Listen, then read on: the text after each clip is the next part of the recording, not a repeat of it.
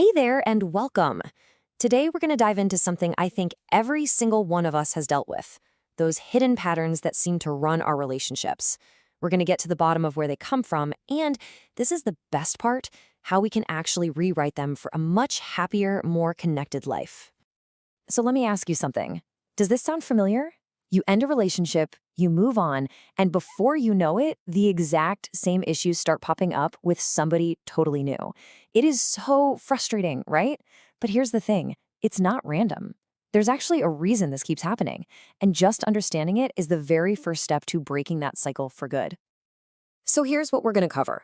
We'll start at the very beginning, in our first relationship school.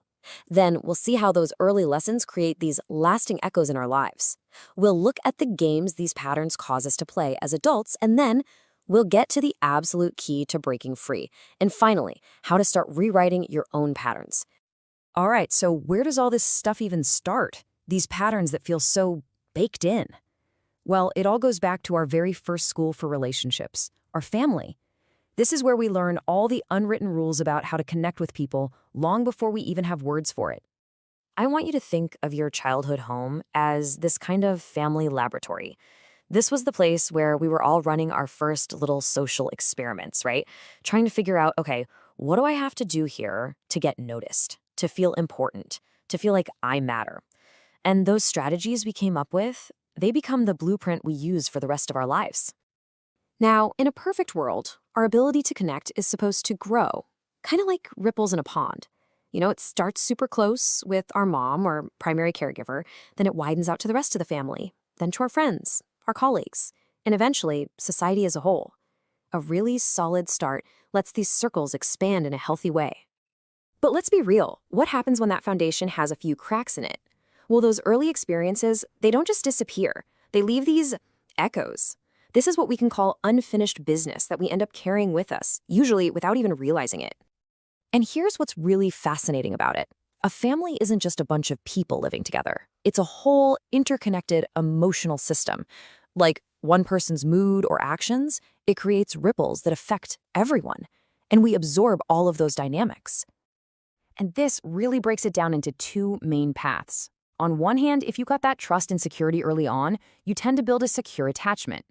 But if that trust was shaky or maybe just not there, that can lead to an insecure attachment, which can make it way harder to build those successful, healthy relationships when we're adults. Okay, so this is the real kicker.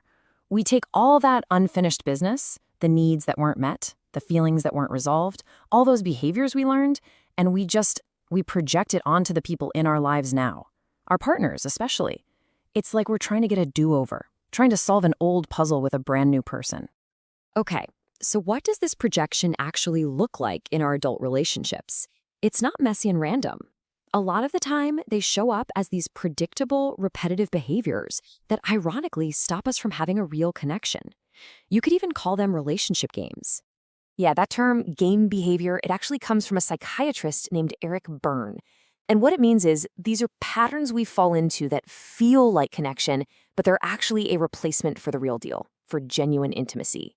They have these secret rules, and they always lead to the same, usually unsatisfying outcome. And maybe the most famous or infamous example of this is something called the drama triangle, developed by Stephen Karpman. It is such a common, powerful trap. Let's really break down the three roles that keep this thing going. All right, first, you've got the persecutor. This is the one who's always pointing the finger, finding fault, blaming. Their whole vibe is, this is all your fault. Their role is to criticize, but for it to work, they need someone to blame. And of course, for there to be a persecutor, there has to be a victim. The victim's world is all about feeling helpless, oppressed. It's the poor me story, this feeling that life is just happening to them. They feel powerless, and they look for someone to blame and for someone to save them. And just when you think it's over, in swoops the rescuer. Now, on the surface, this person looks like the hero, right? They're so helpful. But here's the catch. Their help actually keeps the victim stuck and dependent. The rescuer gets to feel needed and good about themselves, and the whole triangle just keeps on spinning. Whew. So after all that, how on earth do we get out of these totally draining games? Well, the good news is there is a key, and it all comes down to one single powerful idea. And this is it. This is the absolute key. The only way to break free from that drama triangle or any other destructive pattern is to take full 100% responsibility for your own stuff, your behavior, your feelings, your choices. No more blaming, no more playing helpless, no more fixing others. I love this quote because it just nails it. Look, life is going to happen. People are going to do what they're going to do. We can't control any of that. But that little pause, that space between what happens and how we choose to respond, that's everything. That's where all our power is. And that's really the core difference here, isn't it? It's the difference between an automatic reaction, which is just your old childhood programming on autopilot, and a conscious response. A response is something you choose, with awareness, based on the person you want to be today. But here's the thing, you can't make that conscious choice if you're not even aware you're on autopilot in the first place. You have to see it to change it. You have to become aware of the roles you're playing and the automatic reactions you're having. That's where it all begins. Okay, so let's say you're doing the work. You're becoming aware, you're taking responsibility. So what do you actually do?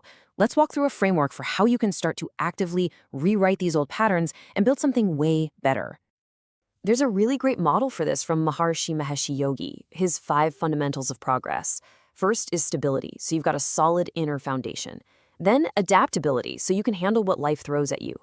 Next up is purification, which is all about letting go of that old baggage. That leads to integration, where the new way becomes your new normal. And finally, you commit to ongoing growth. So, what's the payoff for all this work? Honestly, it's huge. You start to really, truly trust yourself. And guess what? That becomes the basis for trusting other people in a healthy way. You get to consciously decide which patterns actually work for you and which ones you're ready to leave behind. It all leads to a clearer mind, a more open heart, and relationships that actually feel good. So as we wrap this up, I want to leave you with one final thought to chew on. After everything we've talked about, just think about it. What is one pattern, just one, in your life? A role you play, a reaction you always have, that you are ready to start rewriting, starting today. Because that power to change, it's already in your hands.